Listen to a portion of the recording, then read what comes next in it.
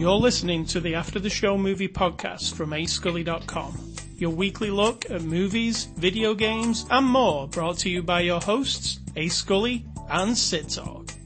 We're addicted to movies. Are you?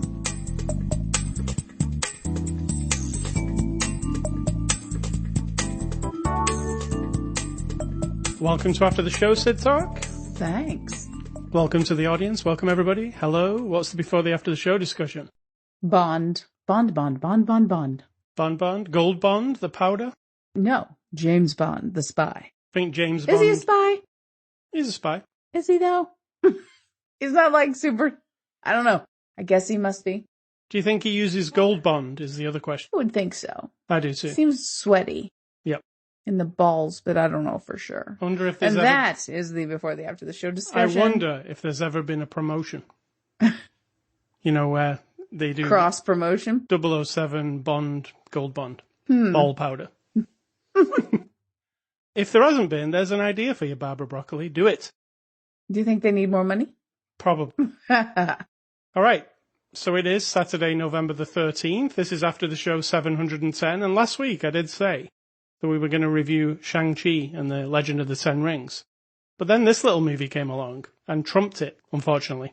I didn't remember you saying that, so it didn't matter to me. Didn't matter to you? No. You're not aware of what's happening? I'm not. Nope. I kind of just stick to myself and, I sit down in the chair and watch the movie, whatever it is. So the movie we're looking at this week is No Time to Die. It's a 2021 movie.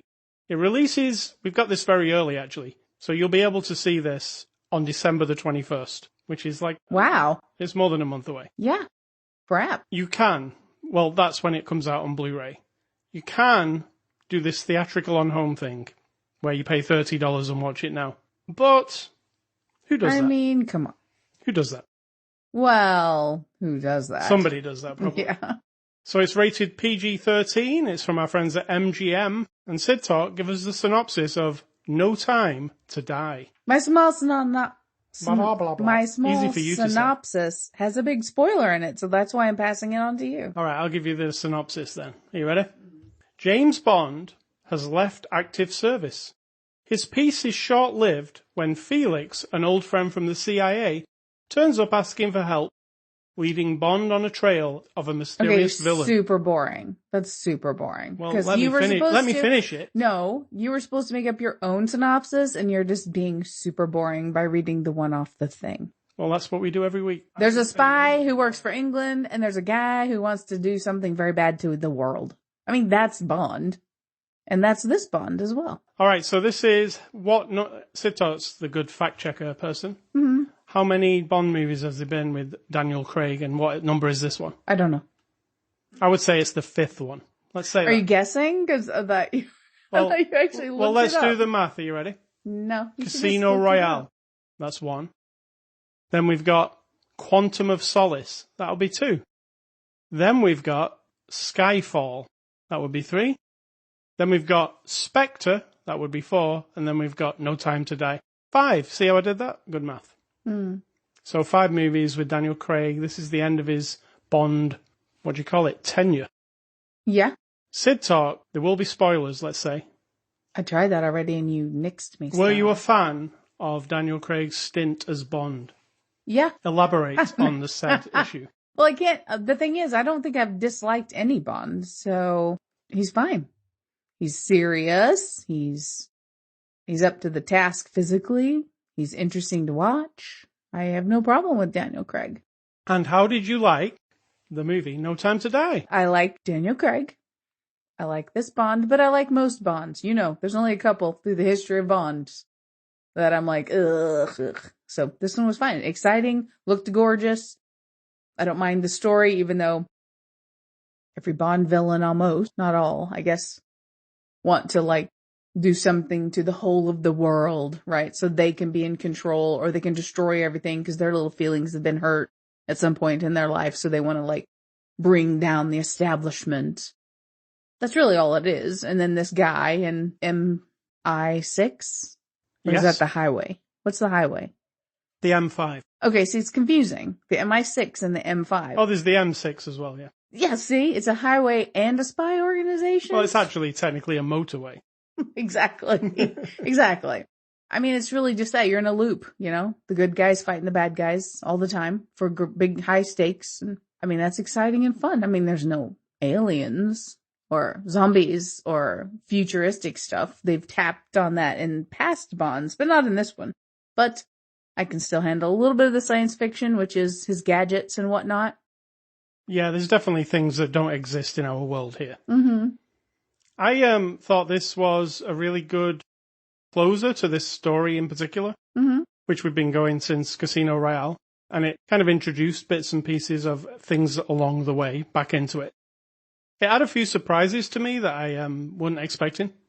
Okay. I was quite emotional during the some of the sections. Emotional. Was you?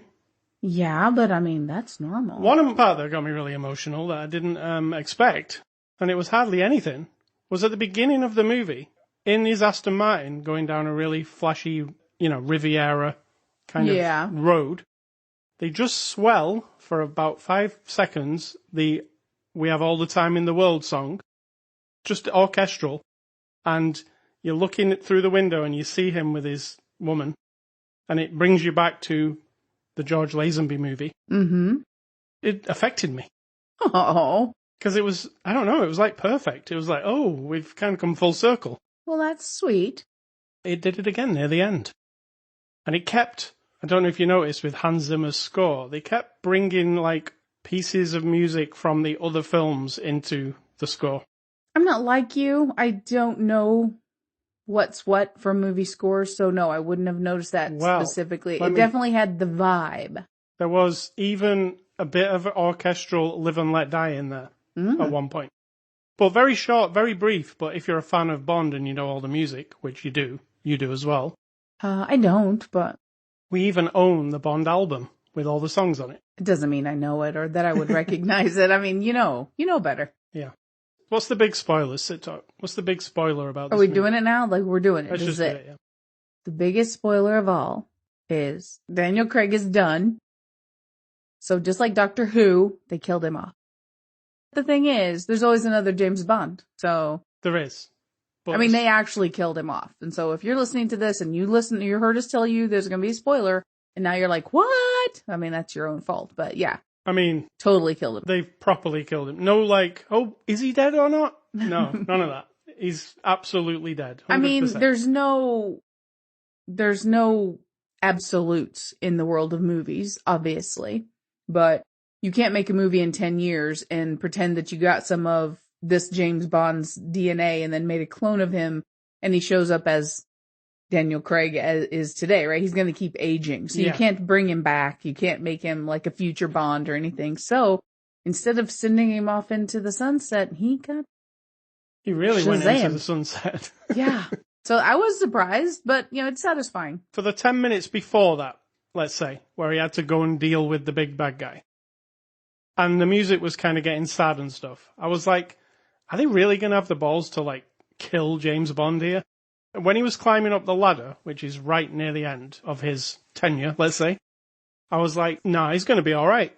He's going to be fine. He's going to be fine. Because it seemed optimistic all of a sudden. And I was like, no, he's fine. It's James Bond. He's out of there. And then he wasn't out of there. No. And then there was a very sad scene with them kind of in M's office going to James, Kind of sad because blah, blah, blah, this is sad. Good to you. Let's get back to work. Yeah. Yeah, very quick. Like, we're done now. Let's get back to work. Because I keep saying it to you. Well, I know. This is never the same James Bond. The idea is, because we've seen Daniel Craig in one of the early movies, when what's-her-face, Dame Judy, or whatever her name is. Yeah. When she gives him his profile, like James Bond isn't even his name. He's just a guy, right? Who now has trained up to the point of now becoming a 00 agent. And they're going to assign him with the 007 and the James Bond name. So it's sort of like notorious in their world. And obviously people will have known of the name. But he's always a different guy, not just a different actor. Because like you said, if we're going on, this is always in the same James Bond, he'd be 150 years old. Yeah, ancient. Yeah, exactly. So he's always a different person. We just don't see all the other ones either die in service or get old and die, right? The transition is invisible to us. Right, but here they went for a different tact and showed you the end of his... Yeah. There's no coming back from what happened, and No. somebody else has to step in, and they play around with a lady who is also 007. Well, she isn't also. He's retired in the last movie. And they've already given a new spy lady 007 number.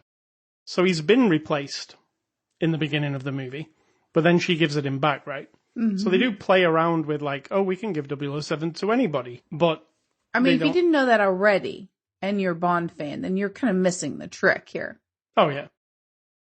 They play around with that stuff, but they don't go too modern with this movie. It's more like, it feels throwbacky to me. It feels like a 60s or 70s Bond movie. Mm-hmm. It's not super technological.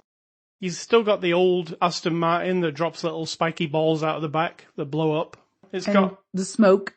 I like that. It's got the smoke. He's got the machine guns that come out of the thing. It's not like some modern Aston Martin car that he's driving. It's the old one, so this one really plays on the nostalgia of Bond, I think, and that's probably what they were going for. Because I don't think No Time to Die is based on one of Ian Fleming's novels. I think they've run out of his novels now. So now they're doing a Game of Thrones in the final season, aren't they? They're just winging it. We got to keep making them. One thing I did like, and I had to check, because I was like, is this Roger Deakins on the cinematography? Because in Skyfall, which is the most beautiful Bond movie of all time, I was like, wow. But it's not, but they kind of emulated it in some way. The look of Skyfall. At the beginning where Raymie Malik's wearing that mask and he comes up and there's that like rippled pane of glass. It's just gorgeous to look at the way it's filmed. The cracking ice lake at the beginning, there's a lot of... Even the cracking ice lake, I instantly thought of Die Another Day. I don't remember what every reference would go to every movie, but a lot of things the Ice felt Palace familiar. One. We've seen all the Bond movies. Mm-hmm. We started that one time. We never finished. No, but that was like a second viewing of all the Bond movies at least, or a fifth viewing. Well, I hadn't seen them all, I don't think, at that point. You had, because we got to GoldenEye. Right, yeah. And you'd seen them all after that. And if I did, it was like just on TV on a Saturday afternoon and probably didn't see. Yeah, you mostly hadn't seen the earlier ones. Yeah. It's a mixed bag, Bond, right? Yes. We did sit there over a few weeks and just watch them all in a row, and it definitely is varied in quality. You start watching one and you're like, oh, this is one of the bad ones. Like, you can kind of tell straight away. There aren't many, but yeah, it kind of jumps out at you. It drops in quality all of a sudden, and then you'll get to the next one and it'll be amazing. You'll be like, wow, that one's amazing. And then the one after, you're like, ooh. Embarrassing. So, embarrassing, yeah. And then, ooh, amazing. And it goes really, it's a very... If you looked at it as a graph, it would be very spiky. Yes. Oh, up and down and up and down. But they're all enjoyable in a way. Just like some of the very old ones are very dated, let's say. Right. In terms of political correctness and in terms of just the time, it gets really crazy in the late 70s, early 80s when it feels like an episode of Dukes of Hazzard, some of those movies. We're not talking much about this movie. You just keep talking about other Bond movies. Well, I'm talking about Bond as a whole here. As far as this movie goes, I don't think the plot's extraordinary because it borrows from everything else, really. Like I said, it's always a guy. There was one woman one time, I guess. She wanted to destroy the current structure of all things because she had her feelings hurt or something bad happened to her or her family as a child, right? And that's what it always is. It's like somebody wants to rule the world. Somebody wants to destroy the world. Somebody wants to take out their own pain and vengeance on the world or on somebody. It's always the same. Always the same. So we're just going to spoil it all, right? So Bond falls in love with that lady in the last one, which I completely forgot. Madeleine Swan. You tried to remind me of it, and I was like, I don't remember that at all. So I'll have to watch that one. Inspector. I have very selective memory. So in this one, all of a sudden, also, did we meet her father? Was that part of Spectre? Okay, so in this one, it starts. Yes, we did. Okay, so in this one, she and her mother, she was a child, her mother and her in a cabin. Somebody comes to kill them because her father killed his family. Okay, then this dude who comes to kill them saves her. But kills the mother. Yeah, kills the mother. He has a fucked up face and he saves her. So then we find out later, this guy actually is trying to get revenge on, trying to get revenge on Blofeld, because Blofeld's the one that had his family killed, ultimately. Yep. And Blofeld is in prison, so Blofeld now is trying to do something with this poison / nanobot shit that can, like, destroy everybody, and presumably wants to kill Bond with it. I don't know what else he wanted to do with it. He's kind of effed up, right? Yeah. Which is good. Blofeld's an interesting character in Christopher Waltz's hands. So now we've got Blofeld's not really the bad guy, because the new bad guy who saved her as a girl wants to kill Blofeld and take over Blofeld's little vision of destroying the world, and have her, like, part of his thing is very old fashioned. She's mine now. Like, I saved her life and now she's mine. We have a bond. Is what he kept saying. But what he has is a bond between them. Get it? There's a bond between. That was good. So it's all kind of like one maniacal bad guy versus another maniacal bad guy, all for not the love of a woman, because she had nothing to do with him, but, you know, it's a little bit mishmashed in there. I think throwing Blofeld in is a bit of a red herring. Yeah, definitely. It's like, and also makes it less interesting, but his scene is really interesting. Yeah. Because here's another spoiler for her. Blofeld also dies. So does Felix. I mean, it's a death fest here. Yeah, it's not an upper. You feel sad at the end. Yeah, you feel like, oh my God, I've been through a ringer there. Yeah, you're not it's like a zombie movie. Yeah. There's no hope. You're definitely not like, Yahoo, this is great. You're like, oh, I feel a bit like I need a new Bond now, just to make this feel better. Cleanse my palate a little bit on this one. I mean, not saying it's bad. I'm just saying they went for the Empire Strikes Back tack. Ah, listen to you. Like looping it around. You've always got to tie it around to Star Wars. Sure. It's like the middle movie, but it's actually the end one. So it's weird. I'm kind of happy with how it went. It's not the end one. It's just the end of Daniel Craig. The end of Daniel, yeah. But I'm happy with how that went. And I'm excited to see how it goes next. Because I always stick around to after the credits, and you have to. You have to for a Bond movie. You're not going to get like a Marvel, like, here's what's coming up next thing. But you are going to get what written on the screen? James Bond will return. And it did say that at the end of this movie, so. So again, we're going to cycle through just like Doctor Who. But Doctor Who's the same person. He just has to take on a new form. Yeah, that's the difference. Yeah, he's not, I mean, he doesn't remember stuff. We've only seen that transition like once as well, right? Once, maybe twice now. Yeah. And now, because No Time to Die got finished just before COVID started 2 years ago. And that was when it was supposed to come out. And it didn't. And then they kept holding it back. So it's really been made like 4 years ago, this movie. So I was watching an interview with the Broccolis, and they're ready to announce a new Bond in early 2022. So another film will be pretty close because of all that delaying on this one. So we're going to find out who the new guy is, or girl. Whoever. I'm actually 100% neutral, although I do, like you said about the Lady Broccoli, Madame Broccoli. Barbara. She says, he was written as a man, he's going to stay a man, basically as long as she has control over it. I do not disagree with that. Now, me neither, and I'm not sexist. Yeah, and you can claim, why not? Well, you know what? Not every character can be everything to all people, and that's not the point. If you want to add a female hero or create another series, and we've had several over the last few years where the woman is like the protagonist, like the beaten down spy, or the person we've seen several. We saw like Atomic Blonde, the red one with Hunger Games in Red it. Sparrow, yeah. Right, where the female is the person who's been trained and basically her life is handed over to this organization to hopefully get the bad guys, right? So we've got that. You can do that. If you don't like it, then don't watch James Bond movies. Right. Like, it's really simple, But I did hear about, I listened to that interview with Barbara, and she was like, it's going to be a guy. Like, stop everybody talking about we're going to cast a woman, because. And I don't think that serves the story. That would be my only thing. If that makes the story better. Right. But it won't. What will make the story better is a better villain. Yeah. A better purpose for the villain. More shining a light on society, what's wrong with society. Because that's often what's going on in the villain's mind, right? Like, the oil lady was just like, she just wanted to wipe everything out and kind of start over because it was all just, it was unfair. I don't remember exactly, but point out something in society that you don't like, that the villain wants to undo or redo in the world. That's what makes it interesting. Some people might say that it doesn't matter who's Bond next, or it doesn't matter who is Bond ever, like, because it's always just... But I think the individuals bring something to it of their own, like Daniel Craig did. You know my favourite Daniel Craig moment in this movie? Mm-mm. You know when he's riding on a motorcycle at the beginning?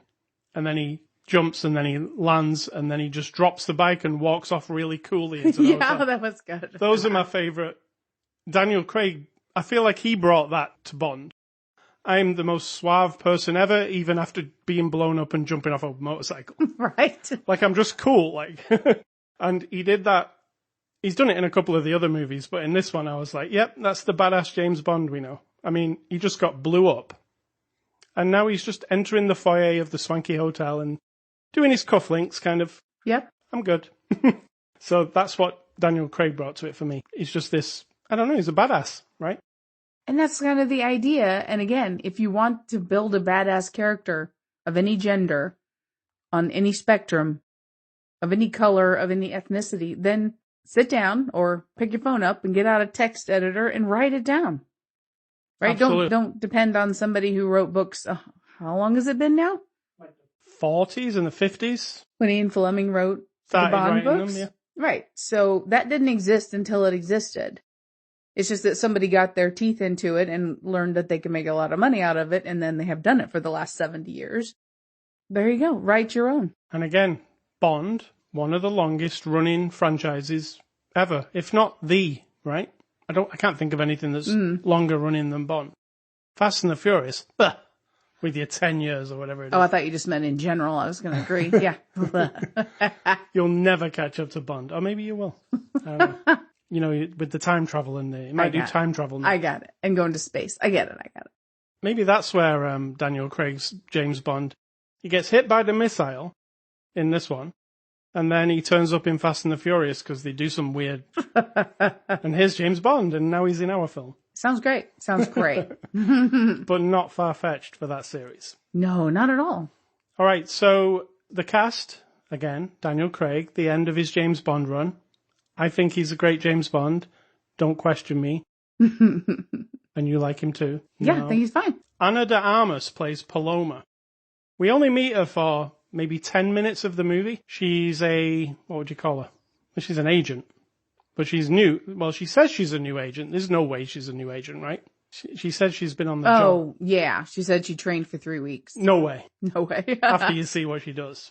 But she was fantastic. I was like, wow, she's so cool. And I expected her to turn back up at some point, but she doesn't. She's in it for 10 minutes.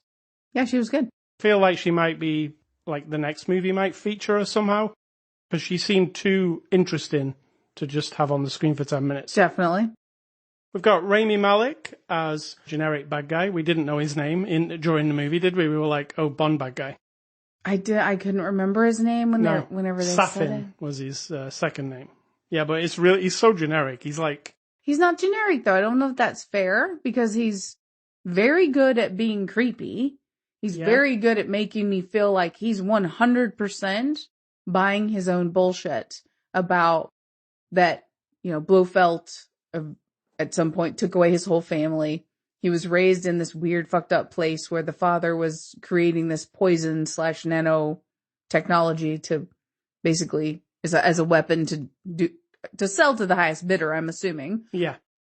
And that he probably has some mental health issues, and then seeing his family get murdered, right? I think he's all in. So I thought he was really convincing, really good. It just didn't feel super menacing as a person. His goal seemed like he could totally carry it out, right? That at any time he could send out a bunch of his own agents with this stuff in their bodies. Yeah.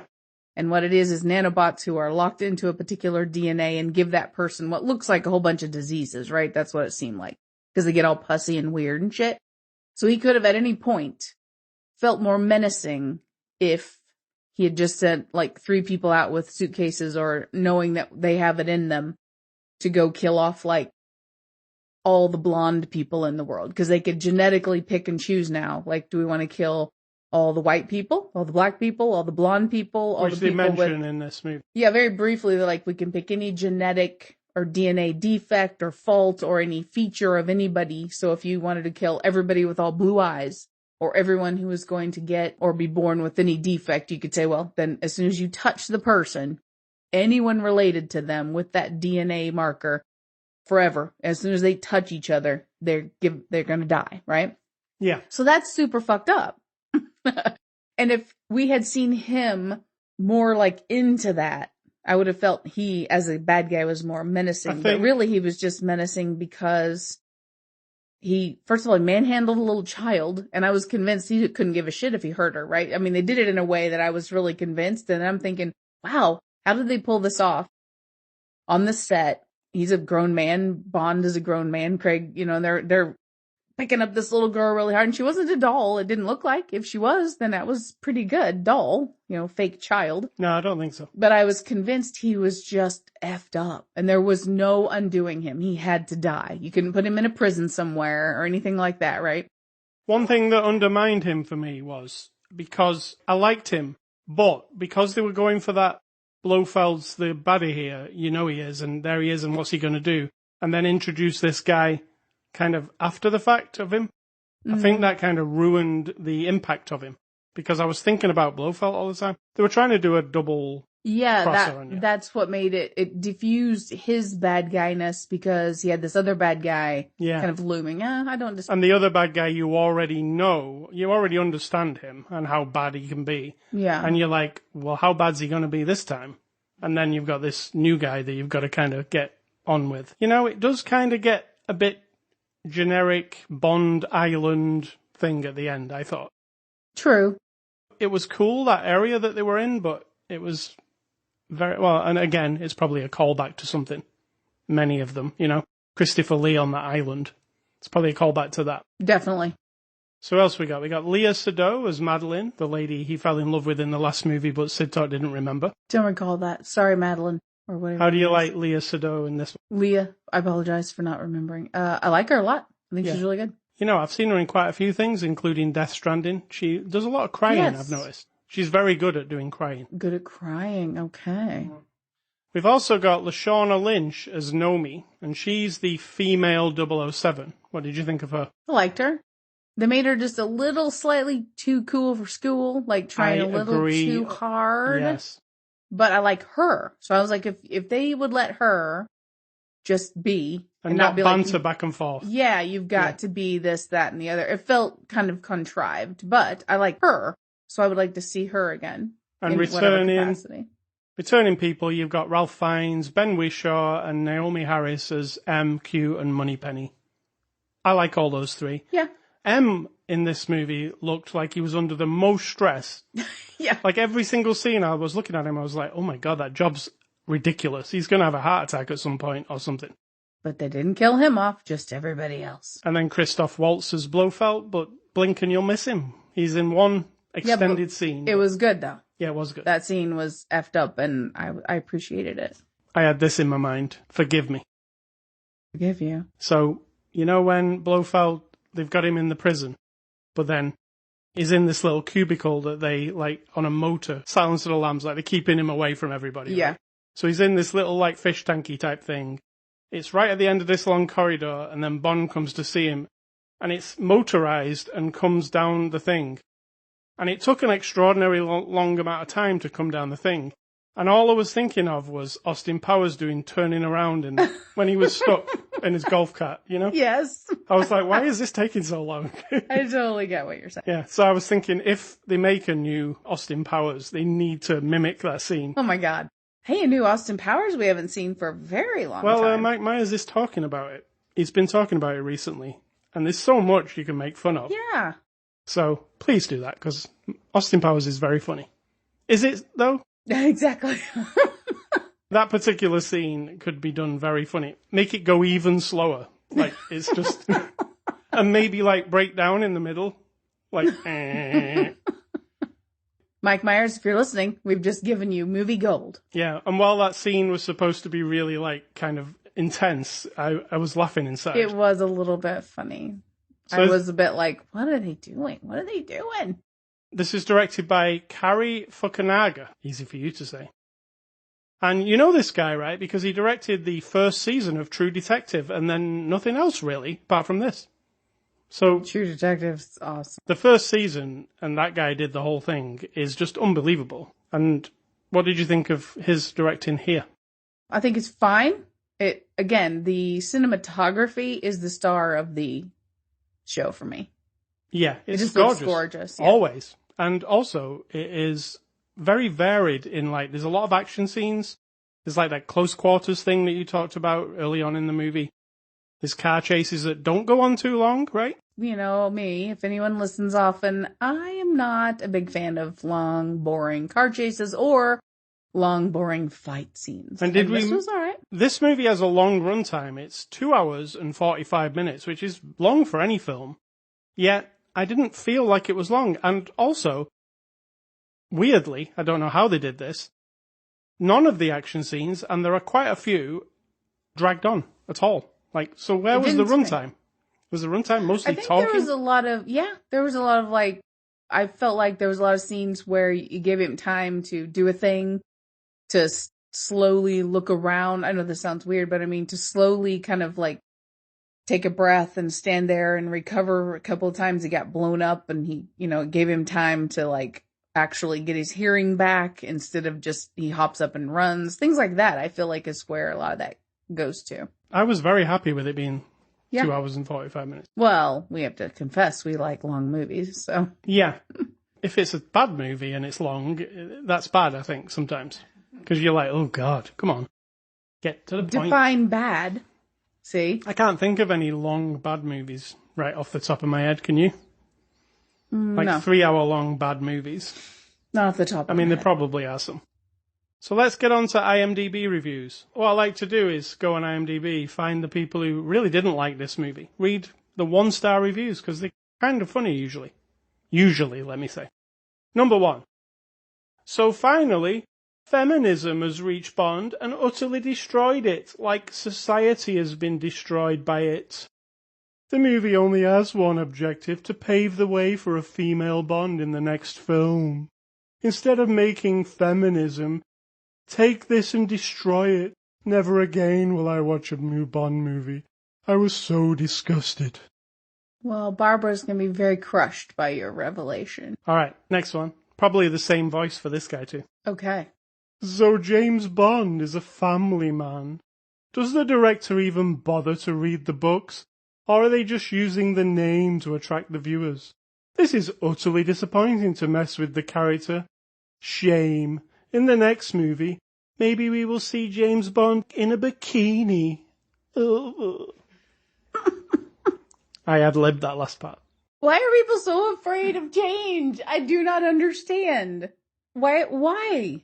Why is it even an issue if, and you and I both agree, we didn't get the vibe that they're going for a female Bond, and you know from the lady who owns the whole fucking thing. Yes. She doesn't want a female Bond, so, but that aside, why do people care so much? Either way, why is somebody frothing at the mouth for the Broccoli's to insist that the next Bond is female, right? Somebody's out there thinking that, right? Well, it's not fair and it should change and blah, blah, blah. And the day of the man is done. And I get that people feel that way too. Also incorrect to me. Like, it doesn't make any sense. Also, it's a movie. When someone declares, I'll never watch another Bond again, is it because you've watched Bond all these years and this fictional character who has, throughout the decades, abused women, killed hundreds if not thousands of people, often for no reason other than to just because they spotted him running down a street and he had to protect it, whatever it was. Like, he's killed thousands of people. He's not a savory character, but this is rubbing off on you. Like, this has an effect on your life so that now if it changes, you can't cope with it. I just don't even understand.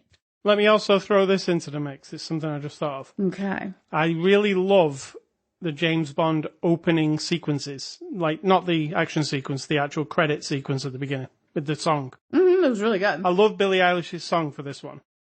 I've heard it a lot over the last year and a half because they keep playing it. So it felt really familiar when it came on. And Yeah, the I like visuals are really cool too, to it. And it's one of the only Bond, the way they do the opening sequence leading into those titles, one of the only things that makes the hair stand up on my arms. You know what I mean? Because it's like, oh, here's Bond. I'm watching Bond again. Might have been a few years, but here he is. Like, I'm watching it. It was really good. I liked that opening part. And finally, here is another person's witty remarks. Maybe not. He says, "This is the worst James Bond ever. Don't waste your time or money. Never again for me. Daniel Craig, he's the worst James Bond I've ever seen. The movie's so boring and the action scenes are pathetic. And no women in the opening title song. Oh, the sons of the original creator must be ashamed of this pathetic spawn." That's funny that this person wrote that, because I actually thought, oh my God, I bet there's some dickheads out there who are like, where are all the naked women dancing in the opening part? That's my favorite thing. So there you go. The opening part was I'm awesome. not opposed. By the way, we're not opposed to that. No, I'm not. You could have the silhouettes of naked ladies. I don't care. I think those are all we don't care about it. But to be like disappointed and like use it as a tool to say, oh, they suck so bad because now they're not doing the naked women, or, oh crap, he's a family man now. Oh, how terrible, right? Yeah. No extras because we watched the streaming version, but there will be when the Blu-ray arrives on December the 21st. Scores, I'm giving No Time to Die an 8 out of 10. Whoa. I'm going to give it a 7.9. That's pretty close. For what it is, because it's Bond, and I like Bond. It's not earth-shattering or life-changing or anything like that, so don't get all upset, people who want it to suck ass. But it's definitely a fun time at the movies. Yeah, it's enjoyable for me. I like it, so there's that. So thank you to MGM for letting us watch that early. Like I say, you can watch it now for $30 on whatever that thing is. Video on demand. Or you can wait till December the 21st and buy the disc and watch it as many times as you want. This is my advice. Don't pay $30 to watch it once. Pay $30 to watch it as many times as you want. Just wait a month. Yeah. There you go. So, movie recommendations. I'm recommending you 2 James Bond movies, my favorite 2 James Bond movies. All right. Can you guess what those are? No. I'll give them to you. My 2 favorites are GoldenEye. Yeah, I knew that one. And Casino Royale. Yeah, I knew that one. They're my favorite 2 Bond movies. So I'll recommend those to you if you, just watch all the Bond movies. And my recommendations are me going back to the 80s, as I've been doing all year. And the 2 movies that are popping up on my list for this week are The Toy, which, these days, I don't even know how it would go down with people. Because it's Jackie Gleason as a super rich guy, sees Richard Pryor in a store, who works in the store, and says and the kid screams and cries and says he wants that. Uh-oh. As a toy. Uh-oh. So basically Gleason cons or talks Richard Pryor, because they say they'll give him a bunch of money, into being a toy for his child. This sounds problematic. Of course, well, the thing is, the child is troubled because he gets ignored. He's a spoiled brat because he gets ditched all the time, and his dad has no time for him. And the Richard Pryor character becomes, like a friend and a better father figure to him. So there's that. But still, I don't know how it would go down today fully, but that's on my list. And the other one is Airplane 2, the sequel. Airplane 2 is one of those sequels that's as funny as the original movie. And they literally take it to space. Yeah. Yeah. I mean, Airplane is also one of your favorite franchises of all time. I love it. You do. I mean, it is, again, when you talk about movies that you probably couldn't make like that today. Yeah. That's Airplane for you. It is very inappropriate a lot of the time. Intentionally? Yeah. So, I mean, the comments that they're making on society probably was all on purpose. Yep, totally. But some of it you go, ooh. Oh. Now, the thing is, I've been thinking about this lately. If I go, oh, am I supposed to feel weird about that now? Am I supposed to feel like bad about liking the song Hot Child in the City? Because it's basically talking about a girl. It never says her age, I don't think. This is sort of on topic, off topic.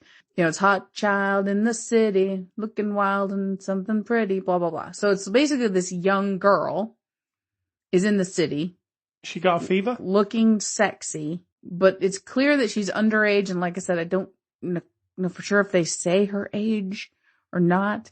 But when I'm listening to it, because I've listened to that song basically all of my life since my teenage years. And it's just one of those rocking songs that I like to turn up the volume. But then when you think about the idea of it, you're like, oh, should I even respond to this anymore? I don't know. It's a little confusing.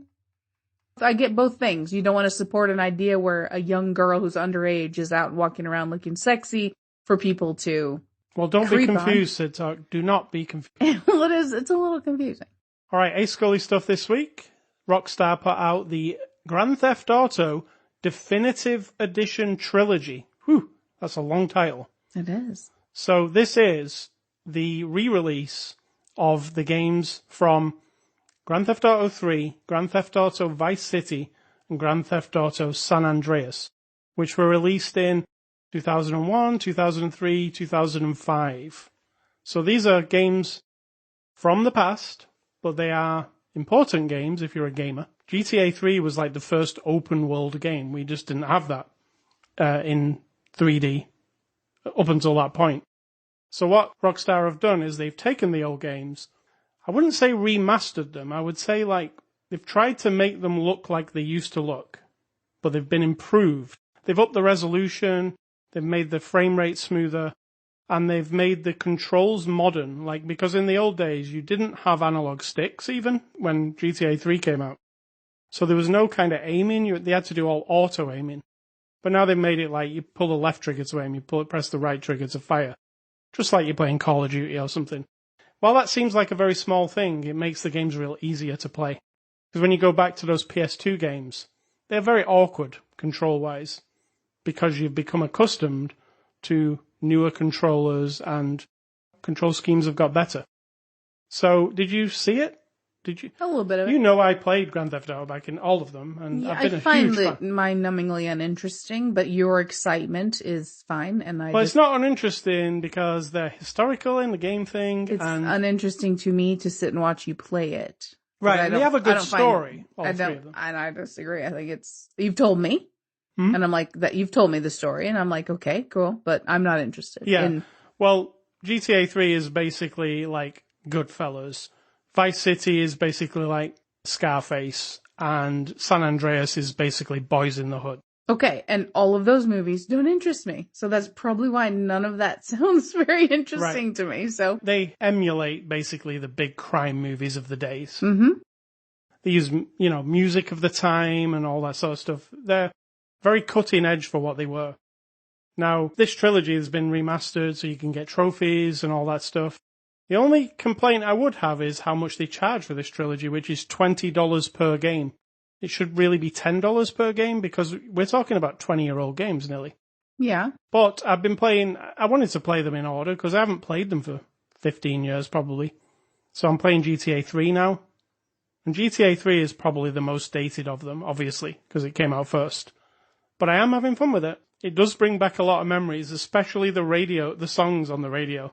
Like the first game, they're not actually licensed songs. They're songs that Rockstar, recorded themselves so they could get away with not paying royalties. But they're all like songs that sound like other songs. And every time one comes on, I'm like, oh God, I've heard this song so many times. And that's because I played this game for hundreds of hours back then. So that's GTA Definitive Trilogy. It's available now. I played it on PS5. Also, I just wanted to mention before we go that Dexter is back and we watched the first episode. Yes, we did. Felt like an old friend was back for me. I know he's terrible. Of course he's terrible. He's a serial killer. But I do enjoy watching him. You do. I know that the original Dexter, there was highs and lows, and especially some very lows towards the end. Yes. We watched it kind of like fizzle out, didn't we? You watch it with your hands over your eyes, like looking through, like, oh, is it going to get worse? But it did. There's a long time gone. It's been 10 years, and now we're watching a new season of Dexter. And what they showed last week, I was on board for. I like it. So yeah, I mean, it's the same. It is. It's got a little bit different because he's not a cop and all that stuff. And we won't go through it all. You can just watch it yourselves. But it's just a different vibe, but got more of like a kind of there's a bit of humour in this one, even. The town feels a bit Twin Peaksy with the kind of quirky people, let's say. So, Dexter New Blood, it's on Sundays. I enjoyed it. What's for dinner? Taco Bell. The Bell. We're going to go with the Bell. Do you mean TB? As you like to call it, tuberculosis, the TB, yes. I'm not saying that if you go to Taco Bell, you're going to get tuberculosis. But yeah, Taco Bell, because it's easy, it's quick, I can get there and back in no time. Because there's no time to die. Or to wait in line at any other place.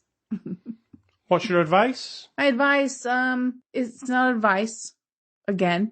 So I don't know how to define it, but all I've got here is the thing that you do, you will live with that all of your life, right? Whatever the thing is you do, whatever decision you make in the moment, whatever. It could be buying a used car that's crappy and it affects you for 5 years because it's such a pain in the ass. It could be charging up a credit card too high and then you've got bad credit for 10 years. It could be divorcing a person or marrying a person and in the end that wasn't the best decision. Whatever it is. You could be a complete asshole to somebody. Whatever you're doing, right? You get to live with it and probably other people around you. But the whole of all of everything else, all the other life in the world just keeps on going and mostly doesn't give a shit in the crudest of way. So sometimes when you're thinking, oh God, if it's a little thing you've done, like ruin your credit, which I've done in my life, and you feel like it is the most insurmountable thing, you could never solve it, and it says everything about you. You're terrible, you're lazy, or you are bad judgment, you're selfish, you're wasteful, all those things.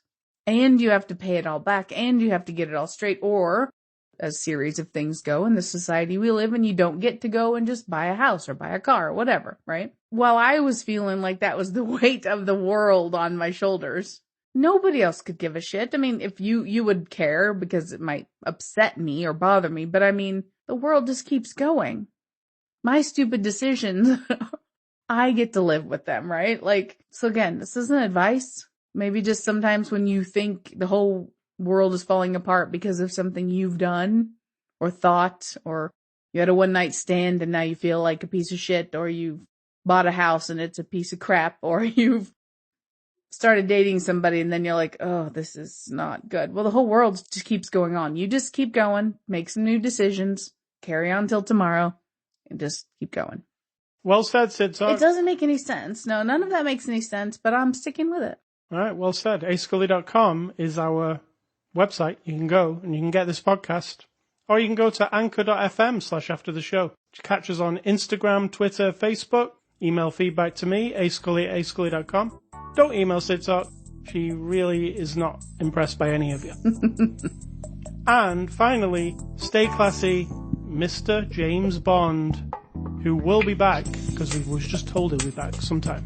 Nice. And I'm going to say think for yourself, because if you don't do it, someone will do it for you.